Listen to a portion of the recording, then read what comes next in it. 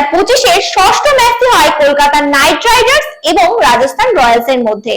টসে জিতে প্রথম বোলিং অপশনটি বেছে নেয় কলকাতা নাইট রাইডার্স। প্রথম ব্যাটিং এ নেমে রাজস্থান রয়্যালস 20 ওভারে 9 উইকেট হারিয়ে 151 রান করে। রাজস্থানের হয়ে ব্যাটিং করতে নেমে ধ্রুব জুরেল 22 বলে 33 রান, ইয়াশাসভি জয়সওয়াল 24 বলে 29 রান এবং ক্যাপ্টেন রায়ান পরাগ 15 বলে 25 রান করে স্কোরবোর্ড এগিয়ে নিয়ে যায়। এবং কলকাতার হয়ে বোলিং করতে নেমে বরুণ চক্রবর্তী, মোয়েন, হর্ষিত জানা ও বৈভব আরোরা 2টি করে এবং স্পেন্সার জনসন যথাক্রমে 1টি করে উইকেট নেয়। এরপর ব্যাটিং এ নেমে 17 ওভার 3 বলে 2টি উইকেট হারিয়ে 153 রান করে জয়লাভ করে কলকাতা।